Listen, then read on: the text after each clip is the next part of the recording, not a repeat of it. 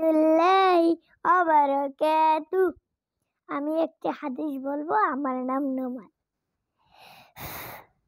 বললাম 1 নম্বর হাদিস শরীফ, قال النبي صلى الله عليه وسلم إنما الأعمال بالنيات। 1 নম্বর হাদিস শরীফের অর্থ, আমলের ফলাফল নিয়তের উপর নির্ভরশীল।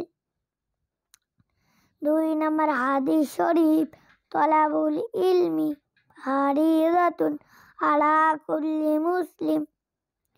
2 নম্বর হাদিস শরীফের অর্থ, ইলমে দ্বীন শেখা প্রত্যেক মুসলমানের উপর ফরজ। 3 নম্বর হাদিস শরীফ, খায়রুকুম মান তাআল্লামাল কুরআনা ওয়া আল্লামা।